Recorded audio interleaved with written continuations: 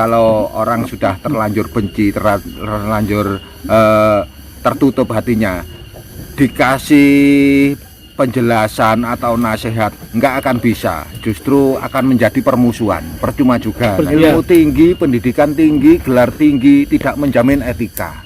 Nah, betul.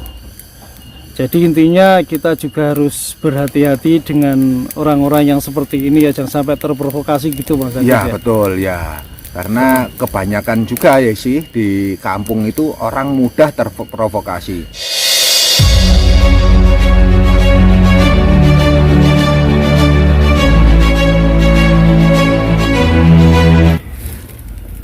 Assalamualaikum warahmatullahi wabarakatuh. Waalaikumsalam. Sobat Ceko dimanapun berada, melihat perkembangan 1 minggu ini, seperti keyakinan banyak orang Prabowo Gibran akan memenangkan pemilu di 2024. Kita tanya kepada ini ya, Kang Agus ini ya, komentator atau peneliti ya, pokoknya yang kayak gitulah dari desa ini. Ini apa benar ini menurut keyakinan banyak orang 1 putaran akan terjadi melihat perkembangan seminggu terakhir? Sepertinya semakin besar peluang untuk 1 putaran selesai. Karena melihat dari perkembangan di desa-desa pun sepertinya suara Pak Prabowo semakin menguat ya. Suara Pak Ganjar sedikit melemah. Walau sebenarnya saya itu suka banget dengan Pak Ganjar, suka tentunya. Aslinya begitu. Ya, tapi orangnya kan juga jujur, amanah, suka banget. Tapi sepertinya suaranya semakin melemah dengan beberapa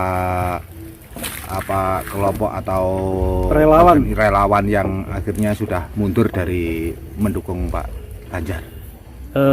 Kita ketahui memang akhir-akhir ini ya beberapa hari ya, 1 minggu terakhir banyak relawan dari Projo, dari Ganjaris, Bejo banyak mengalihkan dukungan ke Pak Prabowo Gibran ya. Dan apakah ini tanda-tanda bahwa Pak Ganjar sangat sulit untuk memenangkan pemilu, kesempatan pemilu pada tahun 2024 ini? Kira-kira seperti apa ini?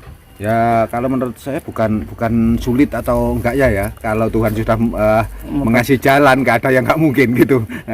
Kan namanya politik itu kadang seperti cepat berputar, kadang mendekati final tiba-tiba sudah berputar. Yang naik suaranya yang bagus itu salah satu pihak yang memang dikehendaki oleh Tuhan. Ngomong-ngomong soal dikehendaki Tuhan, ini kan kita mengingat kemarin masalah Mas Gibran yang dijangkung leluhur ya sobat. Jadi siapapun yang berpasangan dengan Mas Gibran, Pak Prabowo atau Pak Ganjar itu insya Allah pasti menang, katanya elit PDIP, Pak siapa itu, Arteria Dahlan apa siapa bilangnya begitu kemarin. Terus ini masalah yang lain ini Kang Agus, kalau seandainya besok-besok itu yang menang Pak Prabowo, apakah nanti pendukung Ganjar bisa menerima apa tidak ini kira-kira ini? Bisa menerima atau tidak, kalau orang yang punya pemikiran yang luas harusnya legowo, harus bisa menerima sebagai orang yang berjiwa besar. Tapi juga banyaklah kelompok-kelompok itu yang terlalu fanatik begitu. Harusnya kita selesai pemilihan ya kita bersatu untuk membesarkan Indonesia, untuk lebih baiknya bagaimana, yang kurang bagus diperbaiki gitu. Seperti yang pernah dicontohkan Pak Prabowo dulu waktu kalah dia rekonsiliasi dengan Pak Jokowi gitu. Ya, dia punya jiwa yang besar. Menurut saya dia memang termasuk petarung ulung dia. Jadi dia kesatria lah ya. Jadi dia mengakui kekalahan, tapi dia pun juga tetap membantu berjuang untuk Indonesia ya. Itu keunggulan dia ya Pak Prabowo ya.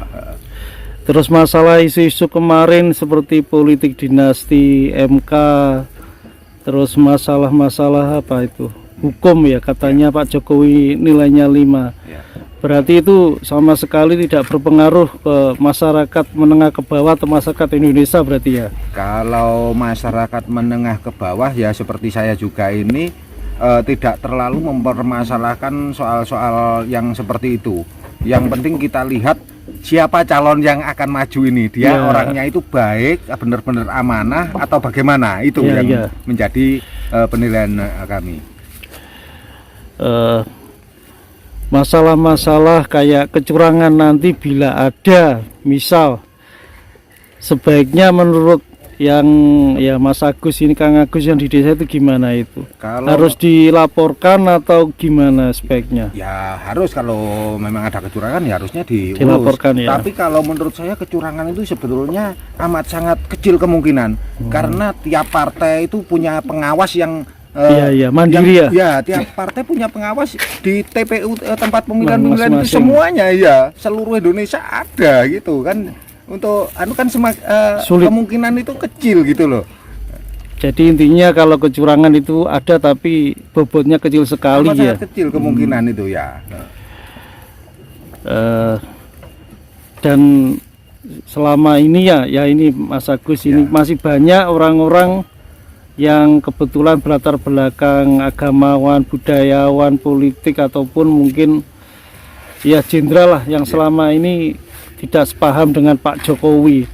Kalau seandainya mereka tidak sepaham ya, mungkin ada pandangan Mas Agus agar mereka tidak mengganggu atau gimana? Ya, kalau menurut saya ya, sepaham ataupun tidak, pemilu namanya pemilu, pemilihan umum itu ibaratnya musyawarah mencapai mufakat untuk menentukan satu pemimpin.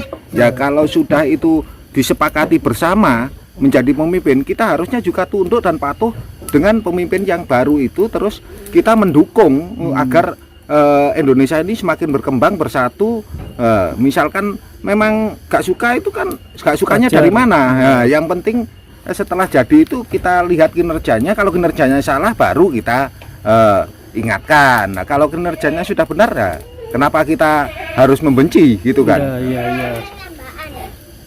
Ya perlu kedewasaan ya, katanya kan juga banyak orang yang sudah mati hati, mati gitu-gitulah, yang tidak punya nurani lah.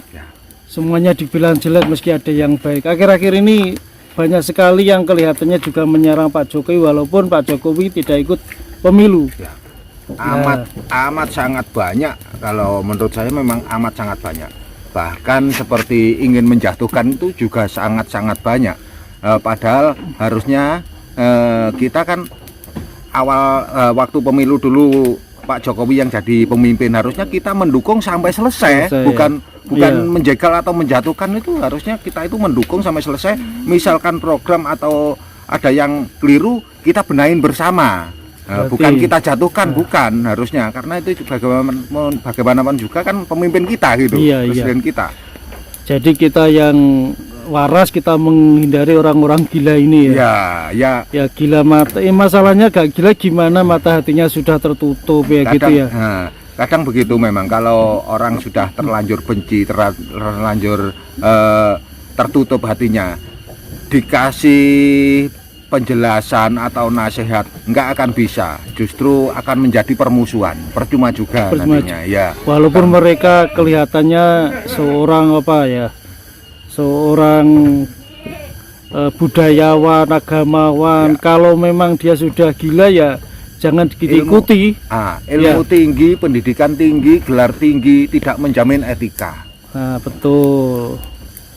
Jadi intinya kita juga harus berhati-hati dengan orang-orang yang seperti ini ya, jangan sampai terprovokasi gitu Mas. Ya betul ya, karena kebanyakan juga ya sih di kampung itu orang mudah terprovokasi.